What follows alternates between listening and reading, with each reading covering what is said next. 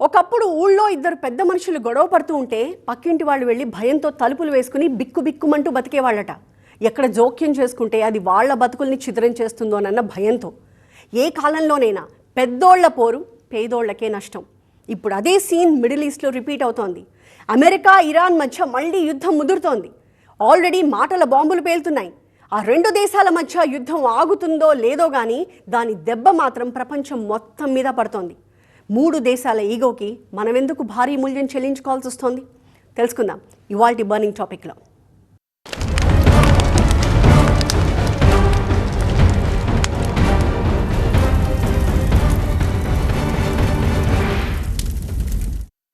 మాట వింటే మంచోణ్ణి, లేకుంటే చెండ శాసనుణ్ణి, మరణమా శరణమా అంటూ అగ్రరాజ్యాధిపతి ఆగ్రహంతో ఊగిపోయిన ప్రతిసారి బాబు ట్రంప్ కాస్త పక్కకెళ్ళి ఆడుకోమ్మా అంటూ ఇరాన్ చాలా కూల్గా జవాబిస్తూ వచ్చింది. అమెరికాని చూసి ఇరాన్ భయపడుతోందో లేదో కానీ ఆ దేశ అధ్యక్షుడిని మాత్రం కూరలో కరివేపాకులో తీసి పడేస్తోంది. ట్రంప్ తనతో ఢీ కొట్టే దమ్ముందా అని అడిగినప్పుడల్లా ఇరాన్ గమ్మునుండబోయ్ అంటూ వెంటనే సెటైర్ వేయడం, దానికి అమెరికా అధ్యక్షుడు మళ్ళీ రెచ్చిపోవడం చూస్తూనే ఉన్నాం. మళ్ళీ మరోసారి ఆ రెండు దేశాలు మాటలతో హెచ్చరికలు పంపుకున్నాయి. ఈసారి అంతమే అన్నట్టుగా రెచ్చిపోయాయి. మరి మరోసారి యుద్ధం వస్తే తట్టుకునే స్టేజ్లో ప్రపంచం ఉందా? ఎవరి ఈగోకి ఎవరు బలవుతున్నారు? దాదాపు 2 నెలలుగా ప్రపంచం ఉడికిపోతోంది. ఉక్కపోతతో కాదు, ఉడుకుమోతు లీడర్లతో. ఫిబ్రవరి 28న మొదలైన ఇరాన్ అమెరికా వార్ కొన్ని లక్షల కోట్ల సంపదను ఆవిరి చేసింది. కొన్ని వందల మంది ప్రాణాలను తీసింది. కొన్ని దేశాలను ఆర్థికంగా ఇబ్బంది పెట్టింది. పశ్చిమాసియాను మరింత పాతాళంలో పడేసింది. ఒక దేశాన్ని 50 ఏళ్లు వెనక్కి నెట్టింది. గ్లోబల్ మార్కెట్ను ఊగిసలాటలో పడేసింది. 60 ఏళ్ల చరిత్రున్న ఒపెక్ గ్రూప్ ను అతలాకుతలం చేసింది. ఒపెక్ గ్రూప్ OPEC ఆయిల్ ధరలు నియంత్రణకు 60 ఏళ్ల కిందట ఏర్పడిన గ్రూప్. ఈ గ్రూప్ లో అనిశ్చితి ఏర్పడితే టోటల్ ప్రపంచమే తలకిందులయ్యే పరిస్థితి. అలాంటిది తొలిసారి ఇరాన్ అమెరికా యుద్ధం కారణంగా ఒపెక్ లో అలజడి మొదలైంది. UAE ఒపెక్ నుంచి తప్పుకుంటున్నట్లుగా ప్రకటించింది. ఆయిల్ సరఫరా దేశాల్లో అమెరికా ఇరాన్ యుద్ధం ఎంతలా భయపెట్టిందో ఈ ఒక్క ఉదాహరణ చాలు. UAE తప్పుకుంటే మిగతా సభ్య దేశాలు కూడా తప్పుకుంటే ఆయిల్ ధరలపై నియంత్రణ లేకుండా పోయే ప్రమాదం ఏర్పడుతుంది. ఇంతలా ప్రపంచాన్ని భయపెడుతోంది పశ్చిమాసియా యుద్ధం. మరి ఇంత చేసి సాధించిందేంటయ్యా అంటే శూన్యం. దేశ రక్షణ పేరుతో తమ ప్రజల పాలిట భస్మాసుర హస్తాలుగా మారారు. అయినా వెనక్కి తగ్గారా? లేదు, మళ్ళీ కయ్యానికి కాలు దువ్వుతున్నారు. ఈసారి డబుల్ డోస్, డబుల్ కిక్ అంటూ అమ్ముల పొదిలో ఉన్న మారణాయుధాల దుమ్ము దులిపి ఒకరిపై ఒకరు ఎక్కుపెట్టుకుంటున్నారు. ఈసారి యుద్ధం అంటూ జరిగితే నాశనం, సర్వనాశనమే.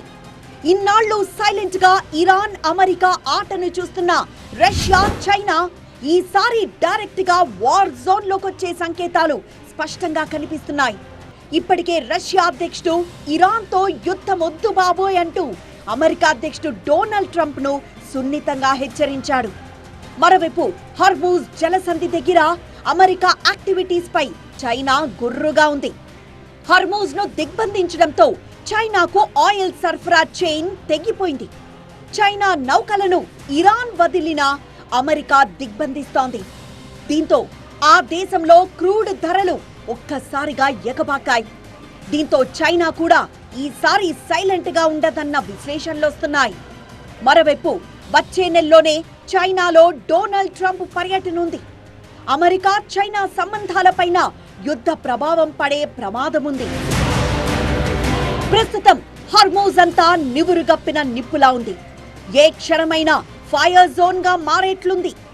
అవసరమైతే యాక్షన్ కు సిద్ధమని అమెరికా చెప్పకనే చెబుతోంది. ఇదే సమయంలో ఇరాన్ రియాక్షన్ కూడా సీరియస్ గానే ఉంది. దాడి చేస్తే తిప్పి కొడతాం అంటూనే ఈసారి కొత్త వెపన్ ని ప్రయోగిస్తామని అమెరికాను హెచ్చరిస్తోంది. ఇంకో అడుగు ముందుకేసి అమెరికాకు హార్ట్ అటాక్ తెప్పిస్తామంటూ తీవ్రమైన స్వరంతో వార్నింగ్ ఇచ్చింది. ఇలా ఇద్దరు వారిద్దరి స్టైల్లో ఒకరినొకరు వార్నింగ్లు ఇచ్చుకుంటూ పోయారు. సో వార్ టెన్షన్ మళ్ళీ మొదలైంది. ఈ టెన్షన్ కు మొదటి రియాక్షన్ ఎక్కడ కనిపించిందో తెలుసా? గ్లోబల్ మార్కెట్లో. మిడిల్ ఈస్ట్ లో గన్ పేలక ముందే క్రూడ్ ఆయిల్ బబుల్ పేలింది. దీంతో క్రూడ్ ధరలు ఒక్కసారిగా ఎగబాకాయి. మిడిల్ ఈస్ట్ లో చిన్న డిస్రప్షన్ జరిగినా మొదట డేంజర్ సైరన్ మోగేది ఆయిల్ సప్లై పైనే. క్రూడ్ పెరిగితే ఒక చోటే ఆగిపోదు, అది నేరుగా దేశాల ఆర్థిక వ్యవస్థలపై ప్రభావం చూపిస్తుంది. ముఖ్యంగా ఆయిల్ దిగుమతులపై ఆధారపడే దేశాలకు ఇది పెద్ద షాక్. భారత్ లాంటి దేశం ఎక్కువగా ఇంపోర్ట్ మీదే ఆధారపడుతుంది కాబట్టి క్రూడ్ ధరలు పెరిగితే ఇన్ఫ్లేషన్ డబల్ అవుతుంది. ఇది ప్రభుత్వాలకు ప్రెషర్, మార్కెట్ కి టెన్షన్. అంతేనా, ఇక్కడే రూపాయి పతనం ప్రారంభమవుతుంది. క్రూడ్ కొనడానికి ఎక్కువ డాలర్లు అవసరమవుతాయి. అదే సమయంలో గ్లోబల్ అనిశ్చితి పెరిగితే విదేశీ ఇన్వెస్టర్లు తమ పెట్టుబడులను సేఫ్ జోన్లకు మార్చడం మొదలు పెడతారు.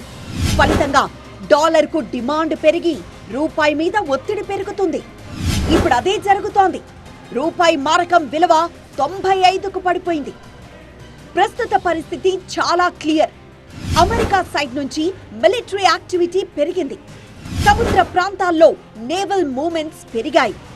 ఇరాన్ బార్డర్స్ మొత్తం అమెరికా సర్వైలెన్స్ లోకి వెళ్ళింది. అంటే ఏ క్షణమైనా యుద్ధం జరిగే సంకేతాలు కనిపిస్తున్నాయి. ఇటు ఇరాన్ కూడా యుద్ధ సన్నాహాల్లో ఉంది. ఏ దిక్కున యాక్షన్ వచ్చినా దానికి డబుల్ రియాక్షన్ ఇవ్వాలన్న పట్టుదలతో ఉంది.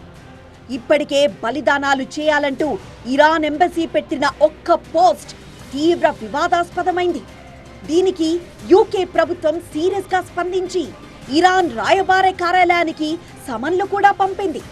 అంటే విదేశాల్లో ఉన్న ఇరానీలు కూడా దేశం కోసం బలిపీఠం ఎక్కాలంటూ ఇరాన్ తన ప్రజలకు పిలుపునిస్తోంది.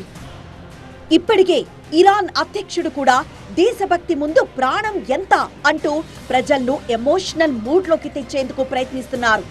అంటే చావనైనా చేస్తాం కానీ దేశాన్ని అప్పగించము అన్న మెసేజ్తో అక్కడి లీడర్లు ప్రజలకు బ్రెయిన్ వాష్ చేయడం మొదలుపెట్టారు.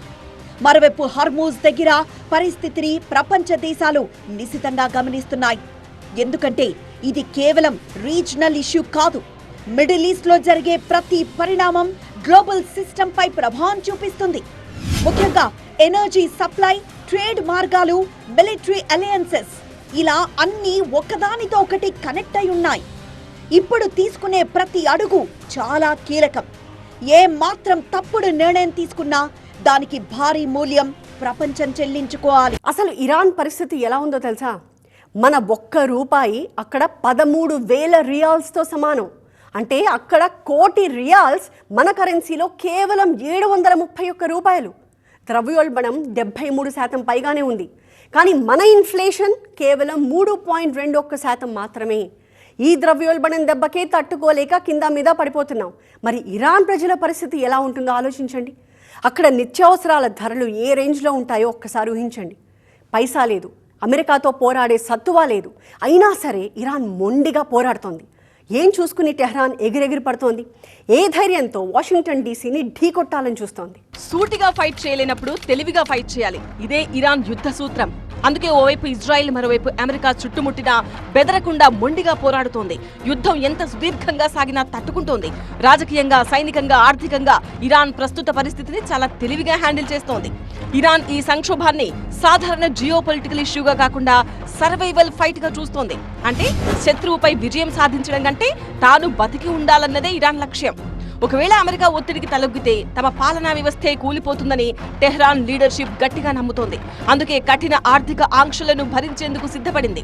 అమెరికా ఆంక్షల కారణంగా ఇరాన్ జీడీపీ సగానికి సగం పడిపోయింది. 2017లో సుమారు $445 బిలియన్ జీడీపీ ఉంటే 2020 నాటికి $230 బిలియన్ పడిపోయింది. అయినా ఆ దేశం పూర్తిగా కూలిపోలేదు. అనధికార ఆయిల్ ట్రేడ్, షిప్పింగ్ మార్గాల మార్పులు, ఇలా కొత్త మార్గాలను వెతుక్కుంటూ ముందుకు వెళ్తోంది. కొన్ని అంచనాల ప్రకారం ఆంక్షలు ఉన్నా రోజుకు 1 నుంచి 1.5 మిలియన్ బ్యారెల్స్ ఆయిల్ ఎక్స్పోర్ట్స్ జరుగుతున్నట్టు కొన్ని రిపోర్ట్లు చెబుతున్నాయి. ఇరాన్ ధైర్యానికి మరో కారణం దాని మిలిటరీ స్ట్రాటజీ. అమెరికా లాంటి భారీ సైనిక శక్తితో నేరుగా పోటీ పడలేమని ఇరాన్ కు తెలుసు. అందుకే డైరెక్ట్ గా అమెరికాపై యుద్ధం చేయకుండా దాని మిత్ర దేశాలపై గురిపెట్టింది. 2020లో Iran revolutionary guards chief general Qasem సులేమానీని బాగ్దాద్ విమానాశ్రయంలో హత్య చేశారు. తామే డ్రోన్లతో దాడి చేసి సులేమానీని హతమార్చినట్టు అమెరికా రక్షణ శాఖ వెల్లడించింది. దీంతో ట్రంప్ మరో 30 మందిని బాధ్యులుగా పేర్కొంటూ అరెస్టు వారెంట్ జారీ చేసింది ఇరాన్. అంతేకాదు సులేమానీ హత్యకు ప్రతిగా నేరుగా అమెరికా బేస్లపై బాలిస్టిక్ మిసైళ్లతో దాడి చేసింది. ఇరాన్ లాంటి దేశం ప్రపంచ సూపర్ పవర్ గా చెప్పుకుంటున్న అమెరికాపై డైరెక్ట్ గా మిసైల్ దాడి చేయడం అప్పట్లో చాలా చర్చనీయాంశమైంది. ఆ దాడిలో డజన్ల సంఖ్యలో మిసైళ్లు వాడినట్టు రిపోర్ట్స్ చెబుతున్నాయి. మరిప్పుడు ఇరాన్ సుప్రీం లీడర్ అలీ ఖమేనీనే అమెరికా చంపేసింది. అందుకు ప్రతీకారం తీర్చుకోకుండా వదులుతుందా అన్నది విశ్లేషకుల ప్రశ్న. అందుకే పీకల్లోతు ఆర్థిక కష్టాల్లో ఉన్నా కోరుకే మొగ్గు చూపుతోంది. అంతేకాదు ఇరాన్ ఇంతలా తిరగబడ్డానికి మరో ముఖ్య కారణం IRGC, Iran revolutionary guards corps. ఇది ఇరాన్ కు గుండెకాయ. ఈ ప్రత్యేక బలగం కేవలం దేశ రక్షణకే కాదు, విదేశాల్లో కూడా ఆపరేషన్స్ నిర్వహించే శక్తి ఉంది. మిడిల్ ఈస్ట్ లోని అనేక గ్రూప్స్ తో దీనికి కనెక్షన్స్ ఉన్నాయి. అలాగే మిసైల్, డ్రోన్ సామర్థ్యం శత్రు దేశాలు అంచనా కట్టని విధంగా పోగుబడి ఉన్నాయి. ఇంకా వేల సంఖ్యలో షార్ట్, మీడియం రేంజ్ బాలిస్టిక్ మిసైళ్లు ఉన్నాయని అంచనా. 300 కిలోమీటర్ల నుంచి 2000 కిలోమీటర్ల వరకు రేంజ్ ఉన్న సూపర్ సోనిక్ మిసైల్స్ ఉన్నట్టు రిపోర్ట్స్ చెప్తున్నాయి. అంటే పశ్చిమాసియాలో ఉన్న అమెరికా బేస్లన్నీ ఇరాన్ రేంజ్ లోకే వస్తాయి. అదనంగా తక్కువ ఖర్చుతో తయారయ్యే డ్రోన్ టెక్నాలజీని భారీ స్థాయిలో ఉపయోగిస్తోంది. ఇది శత్రు డిఫెన్స్ సిస్టమ్స్ కు పెద్ద ఛాలెంజ్. అలాగే మధ్యప్రాచ్యంలో ఇరాన్ కు అనుకూలంగా హెజ్బొల్లా, హౌతీ గ్రూపులు ఉన్నాయి. వీటికి అమెరికా మిత్ర దేశాలపై ఒత్తిడిని పెంచే సామర్థ్యం ఉంది. ఈ స్ట్రాటజీస్ తోనే ఇరాన్ యుద్ధానికి కాలు దువ్వుతోందంటున్నారు విశ్లేషకులు.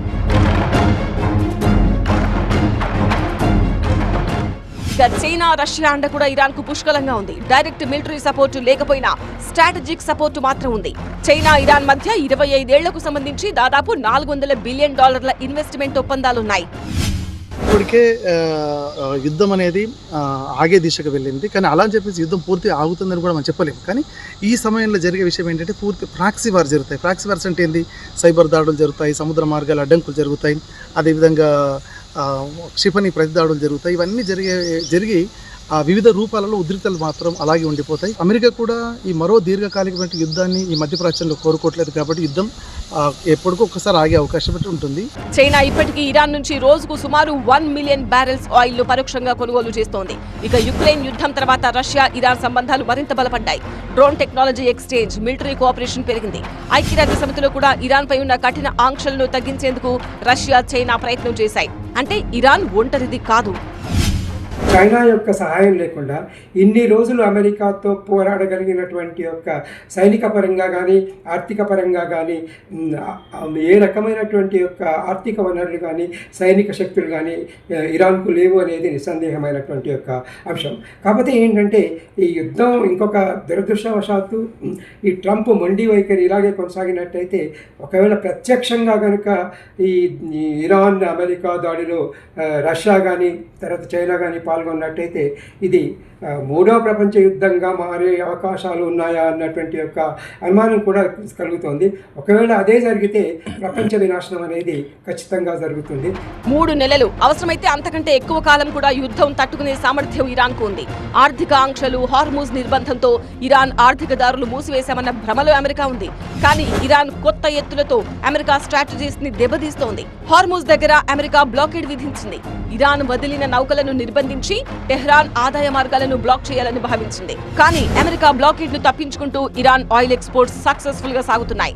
శాటిలైట్ ట్రాకింగ్ డేటా ప్రకారం గడిచిన 72 గంటల్లో సుమారు 52 నౌకలు అమెరికా నిర్బంధాన్ని దాటి వెళ్లాయి. ఇందులో మన భారతదేశానికి చెందిన నౌక దేశ్ గరిమా కూడా ఉంది. అంటే ఇక్కడ అసలు ప్రశ్న ఇరాన్ ఎంతకాలం యుద్ధాన్ని తట్టుకోగలదు అన్నది కాదు, ఎంతవరకు యుద్ధ ఖర్చును అమెరికా భరించగలదు అన్నదే. మరో 2-3 నెలలు పరిస్థితి ఇలాగే కొనసాగితే అది అమెరికా ఆర్థిక వ్యవస్థకు మాత్రమే కాదు, ప్రపంచ ఆర్థిక వ్యవస్థకే పెద్ద దెబ్బ. సో ఇరాన్ ఈ పోరును సాధారణ యుద్ధంగా కాకుండా తన ఉనికి కోసం జరుగుతున్న యుద్ధంగా చూస్తోంది. అందుకే భారీ ఆర్థిక నష్టాన్ని భరించేందుకు కూడా సిద్ధపడింది. ట్రంప్ ప్రతిపాదించిన షరతులకు ఇప్పుడు ఒప్పుకుంటే అది ఇస్లామిక్ రిపబ్లిక్ ముగింపు కావచ్చని ఇరాన్ భావిస్తోంది. అందుకే పరిస్థితులు ఎంత కఠినంగా ఉన్నా ఎదుర్కొనేందుకే సిద్ధపడుతోంది ఇరాన్.